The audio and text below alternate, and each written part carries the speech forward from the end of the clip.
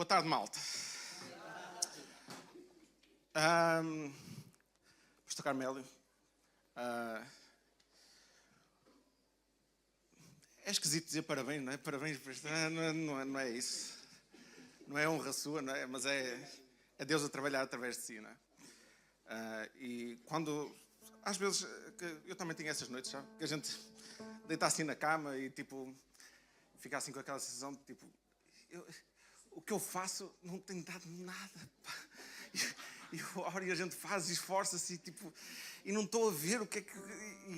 E tipo assim, quando tiver essas noites assim, lembre-se que há um povo a crescer em Famalicão. E que é fruto do seu trabalho e da sua dedicação também. Está lá um povo a crescer humildemente e junto. E nós reconhecemos o seu trabalho. E a sua visão de reino é daquelas coisas que serve de inspiração a mim, sabe? A sua visão de reino. Não de igrejas, não de denominações, mas visão de reino. E é daquelas coisas que nos inspira. Mas olhem, aquilo que nós temos falado aqui, que o pessoal tem falado, vai muito de encontro àquilo que... Já é costume, não é? A gente vai se habituando a estas coisas. Com aquilo que tenho aqui preparado. E vai funcionar assim no seu coração. Está a ver aquelas noites frias em que você tem que acordar às 7 da manhã e você está lá no cantinho, aquelas noites de janeiro, estão a ver? Que você está lá, aquele frio lá fora, e o despertador toca às 7 da manhã e você sabe que tem que trabalhar. E ele toca, mas depois tem lá 2 botões. Tem lá o... Está ok, e a gente sabe que vai acordar. E depois tem outro que a gente desliza assim, não é? E diz, mais 10 minutos. Mais 10 minutos. E tipo, e a gente sabe que tem que... Vá lá, mais 10 minutos, vai. E bota mais 10 minutos. E eu acho que esta palavra de hoje funcionou assim no meu coração. E eu creio que vai funcionar assim no seu.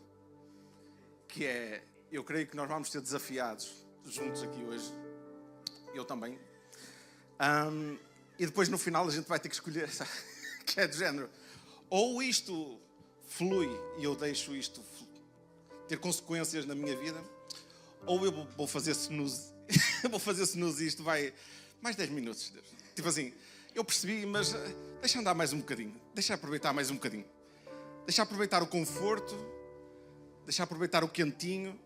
Deixa aproveitar aquilo que eu estou a viver mais um bocadinho. Porque eu não quero ter o desconforto de ter que lidar com isto de eu acordar e de fazer aquilo que tu queres. Então o texto base para isto e é daquelas coisas, a gente... Eu ao preparar isto eu estava a pensar assim, a gente nunca toca naquelas 3 palavras. Quer dizer, toca nelas separadamente, mas tipo, porquê que Paulo foi dizer aos Coríntios e tal, depois dele falar daquele 1 Coríntios 13, falar sobre o humor, que é o amor e tal, por aí fora. Depois no final ele diz, é melhor ler, não é? 1 Coríntios 13, 9, é o final do capítulo 13, ele diz assim, porque em parte nós conhecemos e em parte nós profetizamos. Quando porém vier o que é perfeito, o que é imperfeito desaparecerá. Quando eu era menino, falava como menino, pensava como menino, raciocinava como menino. E quando me tornei homem, deixei para trás as coisas de menino. E agora, pois, vemos como num reflexo obscuro, como um espelho, mas então veremos face a face. Agora conheço em parte, mas então conhecerei plenamente, da mesma forma com que sou plenamente conhecido. Assim permanecem agora estes 3, a fé, a esperança e o amor. O maior deles, porém, é o amor. E então ele aqui está a dizer, dá 3 comparações para dizer isto, que nós temos uma compreensão limitada agora, mas um dia nós vamos ter uma compreensão de todas as coisas. Nós agora somos como meninos, mas um dia vamos ser como adultos. Nós agora, em parte, nós conhecemos e falamos aquilo que conhecemos, profetizamos, declaramos as verdades de Deus que nós conhecemos, mas um dia nós vamos saber de tudo, né? Não vai haver nada mais oculto. E então o que ele diz é, enquanto nós estamos aqui, neste conhecimento limitado, enquanto nós estamos nesta etapa da nossa vida eterna, restam, ou seja, servem como fundamentos para nós a fé, a esperança e o amor.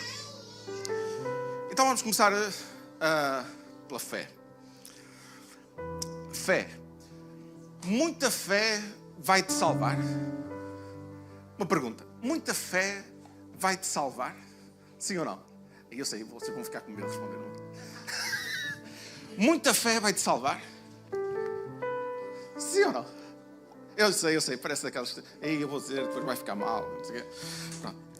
E agora? E pouca fé vai te salvar? Eu ouvi alguém a dar este exemplo que eu achei magnífico. Que é no aeroporto. Quando nós vamos viajar de avião. E quando nós vamos viajar de avião, nós temos vários tipos de pessoas. Temos aquelas pessoas que estão habituadas, não é? Então para eles é mais uma viagem. Não estão a duvidar do avião. Tipo assim, eles confiam que está tudo certo, confiam na engenharia, confiam, tá? E eles vão e entram no avião e nem duvidam, nem põem hipótese de acontecer alguma coisa. Então, a fé no avião, a confiança de que está tudo certo com o avião, está lá. Então eles não duvidam e vão e seguem. Mas depois há aqueles, tipo, sabe? Ok, vamos viajar de avião, mas tipo, não é muito costume, então eu cada vez que entro no avião dá-me os suores e dá-me não sei o quê, e eu fico assim, e não consigo, fico agitado, aquela coisa. Mas de alguma maneira eu paguei bilhete e eu vou e entro no avião. E depois há aquele que morre de medo, que nunca andou de avião. Ai meu Deus, já andou de avião. Será que aquilo é tão pesado, anda no ar, que se aquilo cai? Mas eu ouvi no noticiário e os desastres de avião que eles dão nos documentários, todo. Mayday, oh não, e tipo, pode acontecer comigo. E tipo, mas vai, e tipo, quase empurrado, mas entra no avião e vai. E a fé é assim. Nós somos salvos pela fé. Não é por ter muita fé, nem pouca fé, mas é por ter fé em Jesus. Ou seja, mesmo aqueles com uma fé frágil, mas que têm a fé,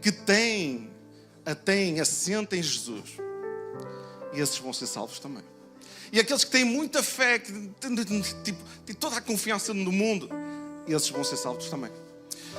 Todos vão entrar no avião e todos vão chegar ao destino. Os que têm muita fé, os que têm pouca fé, os que têm a fé assim que treme. Mas a promessa de Deus é que aqueles que depositam a fé em Jesus, sendo muita, sendo pouca, sendo frágil, esses são filhos de Deus e esses vão ser salvos por Ele. Então isto é uma firmeza que nós precisamos de ter. E a firmeza de que há uma luta que não é nossa para travar. Que é a luta de sermos aprovados por Deus para a salvação. Não é uma luta nossa, a luta de sermos aprovados por Deus para a salvação. Nós nunca seríamos aprovados por Deus para a salvação. Portanto, uma vez que nós fomos salvos por Cristo agora pela fé, pela graça, você precisa de desistir de ser salvo, desistir de ser aprovado para ser salvo. Já não tem a ver com um sigo nem com os seus esforços. Tem a ver com aquilo que Jesus fez por si. Pastor, mas agora está a dizer que eu não preciso de ler a Bíblia, não preciso de ler ao culto, não preciso de... Faça tudo isso, mas faça porque ama o Deus que o salvou. Não porque você procura a aprovação. Porque depois começa a entrar naquele jogo que é... Eu estou numa época em que eu leio muita Bíblia e a minha fé está firme, porque eu leio muita Bíblia, eu acredito que vou ser salvo. Mas depois há uma época da nossa vida, vem um inverno da nossa vida e a gente já não está tão apegado à Bíblia e a gente duvida da nossa salvação. Há uma época que a gente ora muito e a gente crê na nossa salvação. E outra que já não ora tanto e a gente duvida da nossa salvação. Como que se fosse uma coisa que fosse da aprovação nossa. Deus olhasse, será que tu mereces? Como se Deus estivesse sempre a olhar, vamos ver se tu mereces hoje ser salvo. Vamos ver se tu mereces agora ser salvo. Não tem a ver connosco. precisamos de desistir disso, de ser aprovado e começar a fazer as coisas por Deus, por amor a Ele. Como João diz, que ser constrangidos pelo amor dEle. Perceber a maneira como fomos amados, percebemos de cada vez que falhamos o tamanho do amor de Deus. Estão a ver? Quando a gente erra, e erra feio, a gente fica assim, a gente não se quer aproximar de Deus, não é? Ficamos como aquele filho com vergonha, não é? A gente já nem ora, já nem, não se quer confrontar com as coisas de Deus. Mas depois disso, pense que o amor de Deus foi além desse pecado. Ainda que você tivesse feito isso, você vai ser salvo porque Jesus morreu por causa desse pecado também. E aí, a sua fraqueza vai resultar para a glória de Deus. Quando você reconhece que, ainda que eu fui fraco desta maneira, o amor de Deus foi mais fundo do que o meu pecado. Onde abundou o pecado, superabundou a graça. Então, cada vez que... Não estou a dizer que nós precisamos de errar, obviamente. Nós somos chamados para ser santos, como Ele nos vê. Mas de cada vez que nós erramos, e nós sabemos que erramos, o tempo vai passar, mas faça com que esse erro possa resultar numa firmeza maior do amor de Deus no seu coração. De que eu olhar para trás e pensar, eu caí daquela maneira e eu hoje estou com Deus, porque Deus amou-me apesar daquilo que eu fiz. Então que isso possa resultar em maior confiança nessa graça de Deus. E não uma fé de emoção. Sabe? A fé quando o louvor toca aquela música e eu tenho muita fé, eu acredito. Mas depois vem o pregador que não gosta e... sabe? Já podia acabar o culto. Porquê? Vem agora aquele Vítor Famalicão pregar, já estava bom por hoje. Sabe? Não aquela fé de vem o arrepio e a gente, sim, eu creio. Mas depois vem aqueles tempos frios lá em casa e a gente, já não arrepia. Eu já se calhar já não creio, sabe? É uma fé de viver com Ele, sabe? Eu tenho muita dificuldade quando as pessoas começam a associar fé a momentos. Mas eu associo muito fé a decisões de vida. Sabe? Decisões de vida. Coisas que são de todos os dias. Que a gente sabe que vai ter consequências. E nós temos condições para viver assim. Gálatas diz que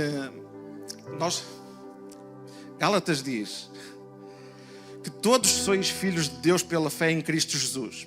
Todos os que foram batizados e estão revestidos de Cristo. E depois no capítulo a seguir ele diz, e porque sois filhos, Deus enviou aos vossos corações o Espírito do seu Filho Jesus, que dentro de vocês clama, Abba, Pai. É tão fantástico este versículo. Que faz-nos pensar o Espírito de Jesus, o Espírito Santo, Ele está em mim hoje e Ele dá-me capacidade para fazer aquilo que Jesus fazia. A questão é, o Espírito está pronto, mas a carne é fraca. A carne é fraca. Mas o Espírito Santo dentro de si está pronto. Sabe? Está pronto. Para quando você der o clique, Ele leva até onde a vontade de Deus quer.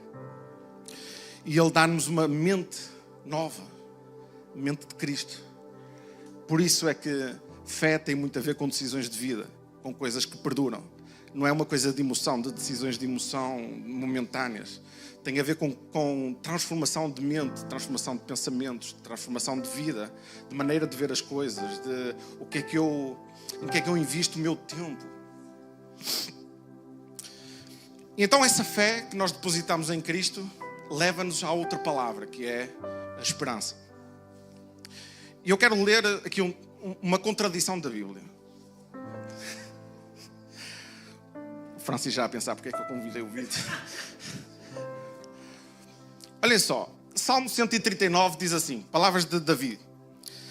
Quem me dera que exterminasses os ímpios, ó Deus, então as pessoas inescrupulosas e sanguinárias se afastariam de mim.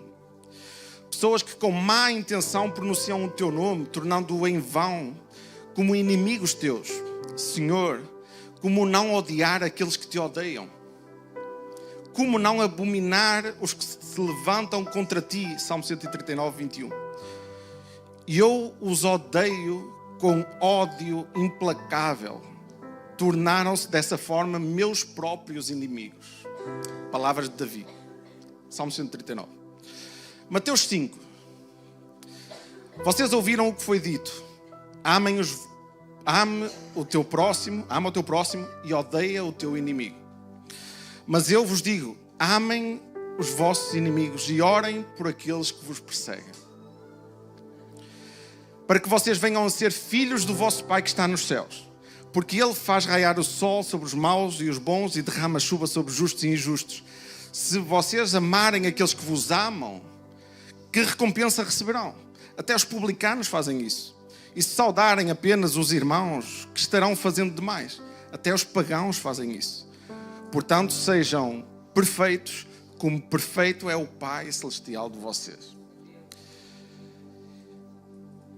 Isto é uma contradição. Mas a questão é, nenhum dos dois está errado. Mas é uma contradição. Na percepção de Davi, da maneira como Deus tinha sido revelado até aquele tempo, fazia todo sentido o pensamento dele.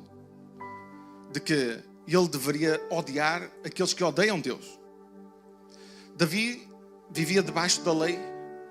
E a lei o que lhe dizia era que se tu fizesses a vontade de Deus, se cumprisses com a lei, tu serias abençoado por Deus. Se tu não cumprisses a lei, tu serias amaldiçoado por Deus. Ou seja, a bênção ou a maldição estava de acordo com aquilo que eu fazia, com a minha vida. Então, nesse contexto, ele via aqueles que não cumpriam com a lei de Deus, então eles merecem ser amaldiçoados por Deus, então estava de acordo com aquilo que Deus estava a dizer. Então Davi estava certo. Mas depois vem Jesus na revelação da graça e diz, olha, e aqui é a diferença, meu. Vem Jesus na revelação da graça e ele diz, olha, ouviste o que disseram? Era para odiar os vossos inimigos. Porém eu digo-vos uma coisa diferente, olha, amem os vossos inimigos. E o que é que muda aqui? Gente, o que é que muda aqui? Muda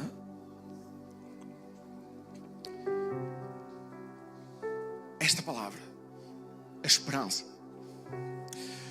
Porque a esperança que Jesus nos traz agora é que não é acerca desta vida. Que não é acerca desta vida. Porque as bênçãos para Davi, as bênçãos no Antigo Testamento, o que Davi procurava, como todos aqueles que viviam no Antigo Testamento, a bênção de Deus era bênção terrena. Terrena. Se eu fizesse a vontade de Deus, o que é que eu ganhava? Era cabritos, era casas, era sei, carros de bois da Mercedes, não sei. Tipo, se eu fizesse a vontade de Deus, os meus filhos, a minha casa, ia ter muitos filhos, ia ser próspero. E tudo isso eram promessas de Deus para quem fizesse a vontade dele. Coisas da terra. E era isso que Davi procurava, como todos aqueles que viviam antes da chegada de Jesus.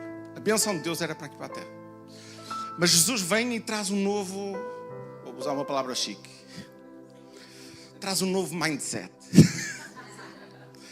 Ele coloca os olhos do povo, levanta os olhos do povo da terra e coloca no céu. E o que ele nos traz é o pensamento de que há algo melhor preparado para nós. E que tudo vale a pena perder nesta vida para ganhar aquilo que está preparado para nós. E então faz todo sentido na nossa vida nós encaixarmos na história do povo judeu, que é um povo que estava preso no Egito, escravo do Egito, que passou num deserto para uma terra prometida que seria Canaã.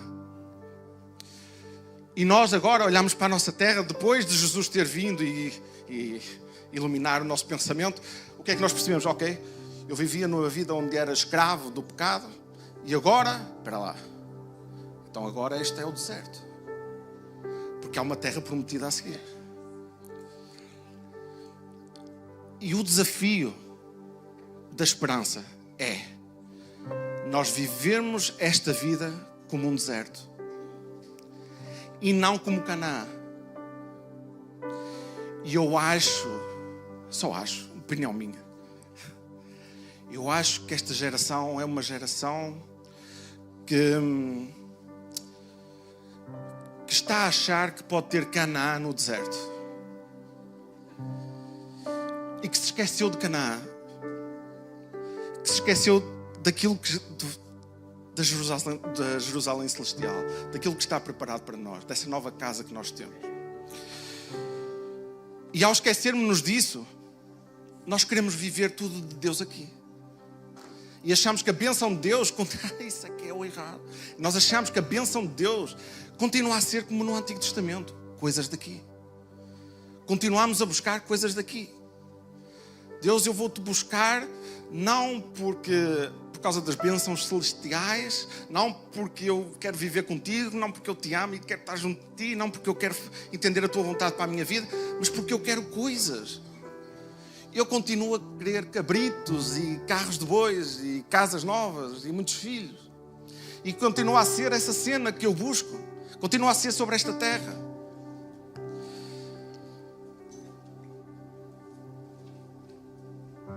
Quanto mais nós focamos na vida eterna, mais nós nos conseguimos diminuir aqui. Quanto mais essa esperança da vida eterna está firme na nossa mente, a fé está firme naquilo que Jesus prometeu, mais nós temos a ousadia de não viver esta vida de acordo com os padrões que nos querem incutir.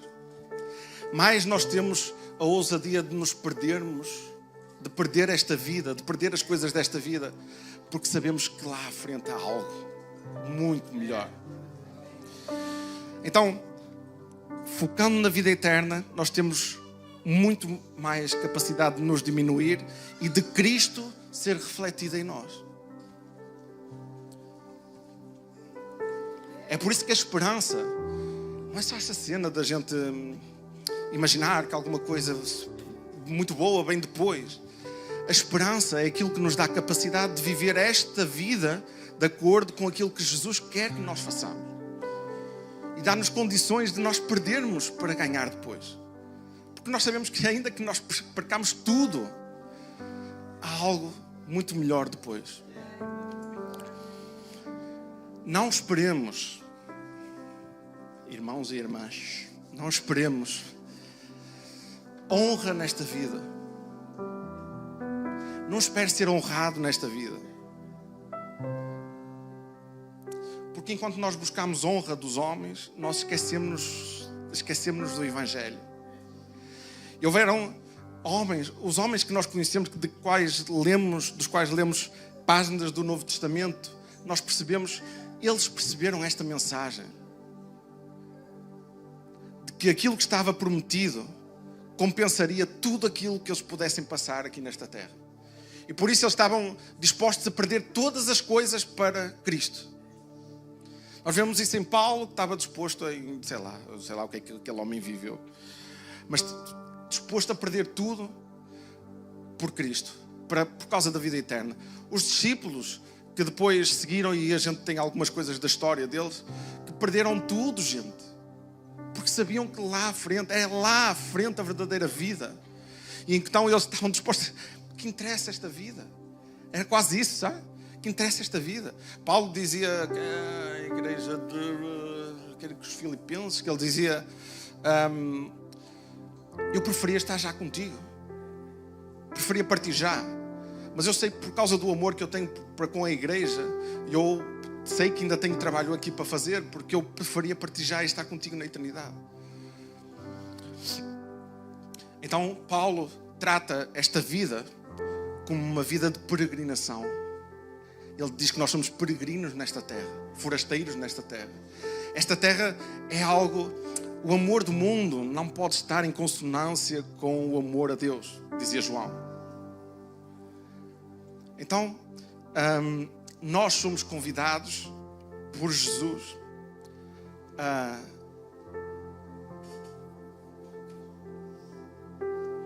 sabem as bem-aventuranças? Já leram as bem-aventuranças ao contrário? As bem-aventuranças diz assim: bem-aventurados os pobres de espírito, porque deles é o reino dos céus. E lemos ao contrário. Nós queremos o reino dos céus? Sim, queremos o reino dos céus. Estamos dispostos a ser pobres em espírito. Bem-aventurados os que choram, porque serão consolados. Nós queremos ser consolados por Deus no céu. Sim, queremos ser consolados. Mas estamos dispostos a chorar aqui? Estamos dispostos a viver dessa maneira? Bem-aventurados os mansos, porque herdarão a terra. Queremos herdar a terra, sim. Mas vamos ser mansos aqui? Bem-aventurados que têm fome e sede de justiça, porque serão fartos. Queremos ser fartos? Isso está a falar no céu, não é? Queremos ser fartos? Queremos. Mas estamos dispostos a ser injustiçados aqui? A ter esta fome e sede de justiça enquanto estamos nesta peregrinação? E depois vai por aí fora. Queremos ver a Deus, sim, mas estamos dispostos a ser limpos de coração? Queremos o reino dos céus, sim, mas estamos dispostos a sofrer perseguição por causa da verdade?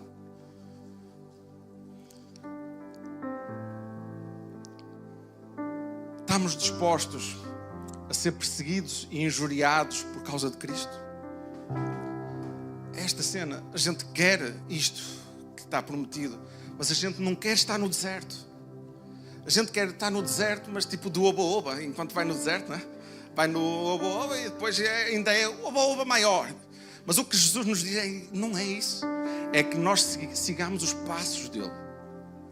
Por isso é que ele diz, olha, assim como me perseguiram a mim, vão perseguir a vocês. Se realmente vocês forem como eu, vocês nunca se vão encaixar aqui. Vocês vão ser perseguidos, vão ser injuriados, vocês vão vos bater na face direita e vocês vão ter que dar à esquerda. Vão ser chicoteados, vão ser, isto vai acontecer com vocês enquanto vocês fizerem aquilo que eu faço. Se vocês forem como eu, é isso que vos vai acontecer. Mas nós estamos à busca de uma coisa diferente aqui na Terra. Nós não estamos dispostos a esta vida. Nós queremos essa vida eterna, mas não queremos o deserto. Queremos Canaã, mas não queremos atravessar o deserto. Queremos saltar do Egito para Canaã. Não é? Esta vida, esta peregrinação, não é uma peregrinação onde nós vamos ter honra, onde nós vamos ter o cumprimento dos nossos prazeres, onde vamos ter tudo aquilo com que sonhamos. Não, sabe? Não. Sabem, às vezes a gente como pastor, há coisas que rói aqui dentro, às vezes ver assim pregações e coisas do género, sabem, de pessoas a achar que Canaã é aqui, que as bênçãos de Deus, de todas as coisas é aqui, é para mansões, é para carros, é para não sei o quê, e a gente bom, enfim, eu vou deixar isso para as minhas conversas com Deus. Paulo dizia que se a nossa esperança está só nesta vida, nós seríamos os mais miseráveis dos homens. Se a nossa esperança, a nossa confiança em Deus está por coisas que nós esperamos aqui nesta terra, nós somos os mais miseráveis dos homens. Não foi para isso que Jesus nos chamou, que Deus nos chamou. E esta consciência da esperança como algo que nós vivemos no deserto e temos a esperança de Canaã, não é? Como o povo vivia, embora que o povo depois protestava no deserto, né? E o povo, não, queremos voltar lá para trás, não sei quanto. Mas isso é a nossa caminhada, sabe? E muitos estão no deserto e depois esquecem-se de Canaã, não é? Porque, pronto, é isto que Deus tem para nós. Não é isto que Deus tem para nós. É algo muito melhor que Deus tem para nós.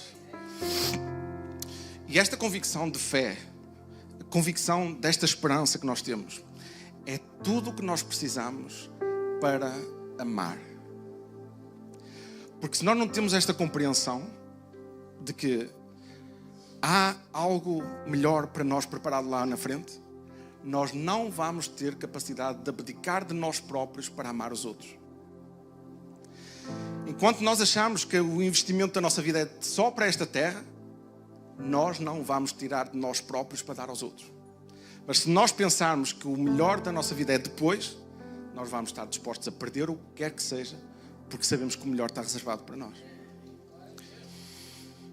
Então, há duas etapas, digo eu, não é? Não está escrito em lá nenhum, eu é que digo, que há duas etapas na nossa caminhada cristã, que é, uma é aquela que nós chegamos, que nos encontramos com Deus, somos deparados com a verdade, com o Evangelho. Eu já vou, Francis. Somos deparados com o Evangelho, confrontados com o Evangelho, e nesse momento é tudo sobre nós. É tudo sobre nós, sobre a nossa alma. E que nós somos confrontados e nós precisamos decidir. E é sobre nós nos arrependermos, sobre nós percebemos quem é Jesus, o que é que Ele fez por nós, e nós percebemos qual é esta nova identidade que Jesus nos dá, e quem nós somos aos olhos de Cristo, e isto é tudo sobre nós. Mas há um momento em que deixa de ser sobre nós. Em que nós percebemos com a nossa caminhada que deixa de ser sobre nós. Já não é sobre nós. E que nós percebemos que, tipo assim, ok, eu já percebi o que Deus fez, já percebi que Ele me deu tudo o que eu precisava para fazer a vontade dEle. Ok, então agora já não é sobre mim. Já não é para buscar as minhas coisas. Já não é para buscar a minha vontade. Agora é para eu abdicar da minha vontade, para eu buscar a vontade dEle. Já não é sobre mim. E quando nós não damos este passo, quando nós não percebemos isto, e quando seguimos na nossa caminhada cristã 5, 10, 15, 20 anos, 30, e vamos seguindo estes anos todos, e a gente não percebe que não é sobre nós, que é para fora, que nós somos chamados para amar, que estamos este deserto é para ser vivido como um deserto, e nós abdicarmos na nossa vida para amar os outros. Quando nós não entendemos isto, há uma coisa que acontece na nossa vida que é atrofiamento. Nós ficamos atrofiados, malta. Porque nós ficamos a achar que o Evangelho é só sobre nós. E é muito mau quando a gente fica atrofiado e a gente, ao mesmo tempo, depois começa a ouvir coisas como... Isto acontece na prática, tá? A pessoa acha que é tudo sobre ela, e depois diz: pastor, mas eu estou a sentir necessidade de alguma coisa mais profunda, de experiências mais profundas com Deus. E a gente fica assim, ela vive para ela própria, tudo é sobre ela. A pessoa vai ao culto para buscar para ela, a pessoa vai à Bíblia para buscar para ela, e ora a Deus por causa de coisas para ela, e é da caminhada dela, se ela está bem, se ela está mal, se ela tem muita fé, pouca fé, se alcança as bênçãos, se não alcança as bênçãos, e é tudo sobre a vida dela, e ela quer aprofundamento nela, ela quer aprofundamento nela. Tem que ir mais profundo, há alguma coisa mais profunda, Deus. E depois põe em xeque toda a gente à volta. Depois a culpa é do pastor, e a culpa é da igreja que não dá ferramenta, e depois é a culpa é dos irmãos que não ajudam. Enquanto nós não percebemos que o Espírito Santo que está em nós, gente, não é? Se eu fosse assembleano, era agora que dava aquela cena.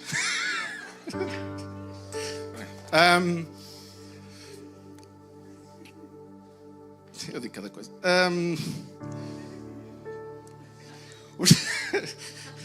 Sentiu a fé aí? Sentiu, irmão? O Espírito Santo foi dado aos nossos corações para nós vivermos como Jesus, certo? Certo. Como é que Jesus viveu? Jesus viveu para servir os outros. Então o Espírito Santo dentro de si, o que é que ele vai pulsar todos os dias, incomodar o seu coração todos os dias na palavra, na oração? O que é que ele vai incomodar o seu coração? Para você entregar a sua vida em serviço dos outros. E quando a pessoa pensa que vai aprofundar muito, quero ser muito profunda, e não percebe que o Espírito Santo a chama para os outros, a pessoa atrofia. E sabem, posso só esgadanhar assim um jeitinho, mas depois eu passo sabem, e depois as pessoas, quando buscam aquela cena sozinho, profundo, mas é eu, é sobre mim, é tu sobre mim, normalmente caem para dois lados, que é o lado que é necessário da teologia, há um lado necessário da teologia, mas caem para uma sequidão teológica, em que tudo na vida dela é sobre a opinião, qual é a opinião que está certa, qual é o escritor que eu sou calvino, sou arminiano, sou daqueles, sou dos outros, concordo com aquele, não discordo daquele, vou publicar esta no Facebook, para o meu irmão ver que eu concordo com estas coisas. E depois, e fica naquela cena da teologia seca, sabe? Que é para ele, tudo é sobre ele, da teologia, sabe? Não é para os outros, é para ele, é para ele. E há um outro lado de outras pessoas que caem para o outro lado, que não é para o lado da teologia, mas é para o lado do emocionalismo. E depois é na busca das experiências, não é? E é a experiência com os... Não, a experiência para mim. A minha experiência com Deus, os milagres de Deus em mim, e aquilo que eu peço a Deus e Deus faz em mim, e é tudo para mim, sabe? E continua a não perceber que o Espírito Santo dentro dela pulsa para que ela entregue a vida dela em serviço dos outros. O Espírito Santo dá dons, e todos os dons listados do Espírito Santo é para os outros, para a edificação da igreja. Tipo assim, o Espírito Santo pulsa para fora, e quando nós teimamos em pulsar, a achar que é tudo sobre nós vamos atrofiar todos. E eu acho que nós temos alguns sintomas. Nós, igreja em geral, temos alguns sintomas de igreja atrofiada, que não entendeu que a gente precisa muito mais de nos dar aos outros, mais do que aquela cena nossa, a nossa caminhada, a profundidade, uma profundidade nossa. Você pode ouvir 365 pregações por ano. Você pode seguir os melhores podcasts do mundo. Você pode ser seguidor das melhores igrejas do mundo, dos melhores pregadores do mundo, que enquanto for sobre si, você vai ser um interno insatisfeito com Deus. Você vai encontrar satisfação com Deus quando perceber que a sua alegria, a sua satisfação é a satisfação do outro. Quando a sua alegria for a alegria do outro. Paulo dizia para as igrejas: vocês são a minha glória. Tipo assim, é aquilo que olha e tipo, opa, é isto. E quão profundo devia ser Paulo, não é? E é esta a profundidade que nós, a gente da minha terra, esta é a profundidade que Deus quer de nós, que é nós abdicarmos tanto da nossa vida que nós perdemos o controle sobre ela. Essa é a profundidade. Essa é a experiência com Deus. É nós servirmos os outros de tal maneira que nós perdemos o controle sobre a nossa vida. E aí nós dependemos completamente de Deus. Sabem aquela música? Há uma música muito conhecida que é a Oceans. Tu me chamas sobre as águas e tal, até um sítio onde os meus pés podem falhar. É isso. É que Deus chama-nos para esta vida de servir os outros que a gente não faz ideia, a gente, é fora do nosso controle. Servir os outros, mas os outros são chatos. Mas os outros não merecem o meu amor. Exatamente. Como tu não merecias o amor de Deus, Deus chama-te para amar esses. Aqueles que tu tipicamente odiarias, é esses que Deus te chama para amar. Ei, mas amar quanto? Qual é o limite do amor? Não há limite. Se queres um limite, é este. É até à cruz. Nós somos chamados a amar os outros até à cruz. E o Espírito Santo dentro de si está pronto. Isso é que é. O Espírito Santo dentro de nós está pronto para isso. A carne é fraca, mas o Espírito está pronto. Portanto, quando nós tomarmos essa decisão, nós vivemos esta vida de oração quebrantada diante de Deus. E nós percebemos o que é que o Espírito Santo nos pulsa para fazer. Que não duvidem disto. É sobre os outros. É de quanto nós nos damos aos outros. Quando nós descobrimos isto, nós vamos entrar nessas profundezas. de lugares que a gente nunca andou, de sítios onde a gente fica completamente na dependência de Deus. Porque a gente tinha e a gente deu. E a gente foi buscar quando precisava de tempo para nós. E a gente vai entrar num campo onde tipo, Deus só tu. Deus só tu. Mas enquanto for sobre nós vamos estar no controle, não é? Nós estamos no controle, porque é sobre mim. É tu sobre mim. Mas quando não for sobre nós, aí nós vamos caminhar pela fé. Aí é o Espírito Santo que vai e guia, sabe? Para terminar, a parábola dos talentos.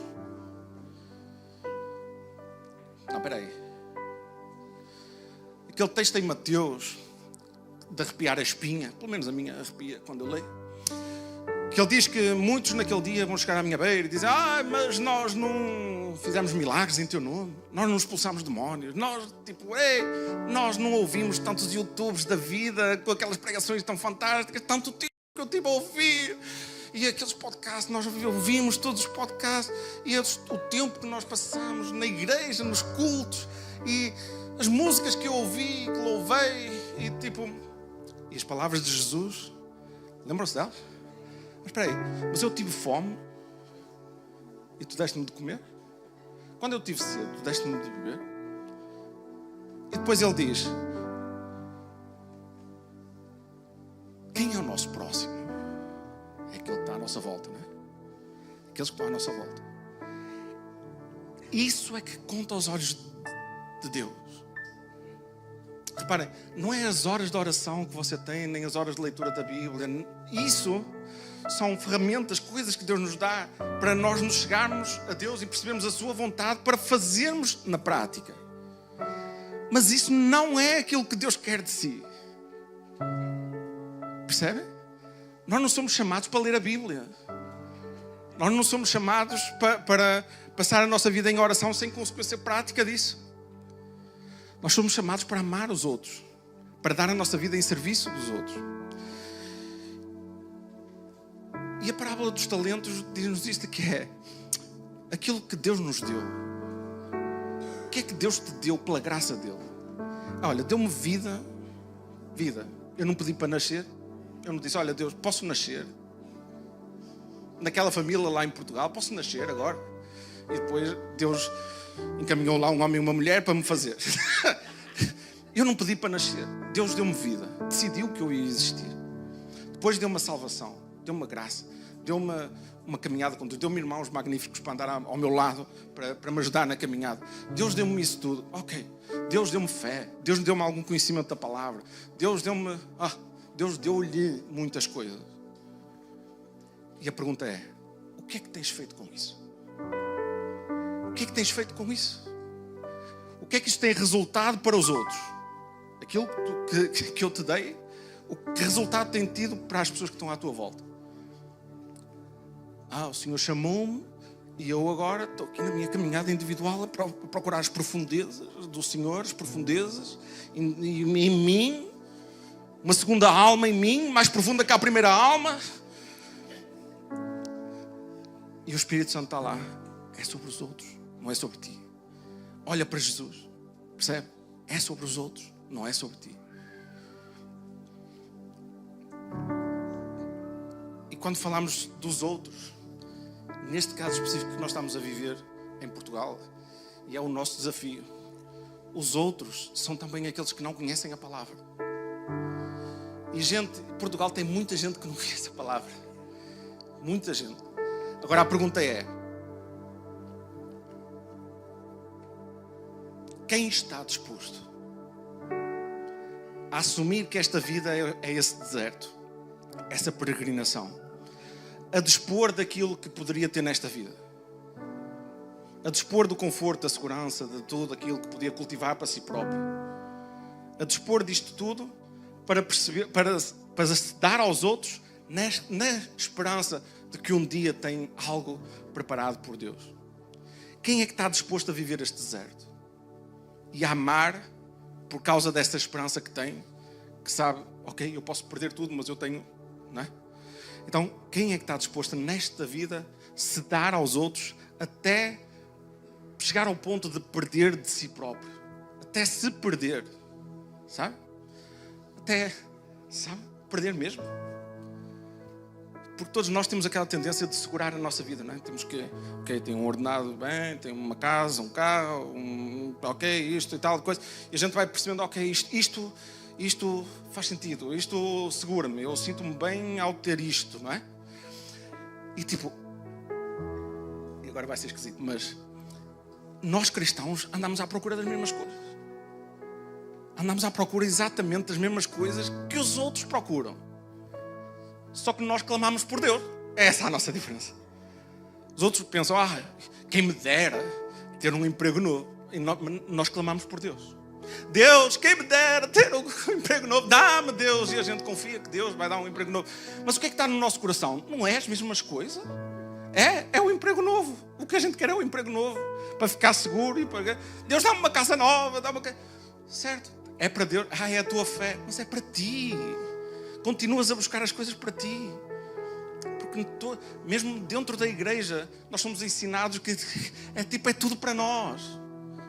E quando o Espírito Santo dentro de nós nos diz, não é sobre ti, é sobre os outros. Gente, é isto. E o despertador toca agora, sabe? O despertador toca agora, que é, nós podemos ouvir isto e tal e dizer, foi muito giro e tal, foi muito engraçado. Pronto, e a gente sai porta fora e continua a buscar as mesmas coisas, não é? Ou seja, a gente faz o snooze, não é? Deus, eu percebi, se calhar faz sentido, mas espera aí, mais 10 minutos. Ou seja, mais 10 anos da minha vida. Não, mais 5 anos assim, sabe? Ou então, a gente sai do conforto da nossa cama. Sai do conforto da nossa vida. E a gente pensa, se realmente... Até pode pensar assim, eu realmente tenho buscado Deus e continuo a sentir falta-me alguma coisa. Há uma profundidade que eu preciso, que dizem que há, mas eu não sei, nunca estive lá. Experimente isso. Dar a sua vida aos outros. O que você recebeu de Deus, dar aos outros.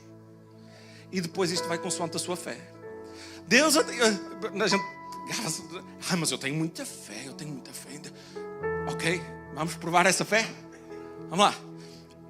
Aquilo que tu tens, o que é que tu queres dar aos outros?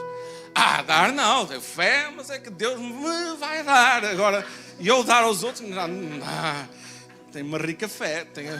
Assim, vamos orar, gente? Sim. Pai Santo, é tão difícil para nós, Pai, que vivemos num mundo que busca esse conforto, essa segurança, todas essas coisas, Pai, que satisfazem a nossa carne, Pai. E Deus, mesmo nós, enquanto teus filhos, tantas vezes nos convencemos que o melhor de ti é sobre esta vida, Pai. É sobre coisas para esta vida, Senhor. Pai, mas olhamos para a Tua Palavra e pela maneira como o Senhor Jesus viveu e pela maneira como o Espírito Santo o orientou, e esse Espírito Santo que está em nós agora, Senhor, de que a Tua vontade não é sobre nós, Pai. A Tua vontade é sobre aqueles que estão à nossa volta, Pai. Especialmente aqueles que sofrem, Pai. Especialmente aqueles que não Te conhecem. Aqueles que passam necessidade enquanto nós temos fartura, Pai. Deus, salva-nos de nós próprios, Senhor. Que possamos entender esse chamado do Senhor para fora de nós, Senhor. Que possamos olhar para aquilo que o Senhor nos dá como sendo mordomos teus, mordomos daquilo que o Senhor nos entregou, Pai. Pai, queremos multiplicar essa graça que o Senhor nos dá, Pai, para com os outros. Queremos amar os outros como fomos amados pelo Senhor, Pai. Queremos amar os outros como amamos a nós próprios, Pai. Pai Santo, que o Senhor nos desafie, Pai, e nos mostre esse oceano, Pai, para nós caminharmos por cima dele, Pai. Para lugares onde nós não nos sentimos confortáveis, Pai. onde saímos da nossa zona de conforto, onde vemos que podemos perder. Mas, Pai, aí lembra-nos da esperança, Pai, que o Senhor colocou em nós. De que um dia nós vamos estar contigo eternamente e vamos usufruir eternamente da Tua presença, Pai. E isso compensará tudo o que possamos passar aqui, Senhor.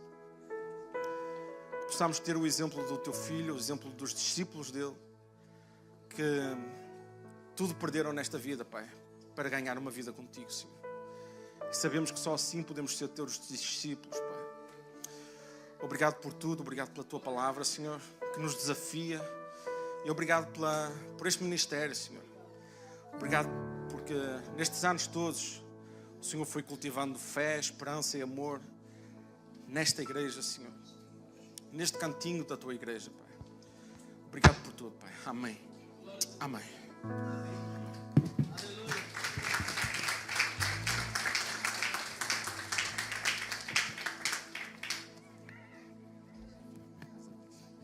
Glória a Deus. Obrigado, pastor Vitor. Sempre um privilégio te ouvir. Como diz os portugueses, quebrou a louça toda, depois nós temos que juntar os cacos. Amém, meus queridos.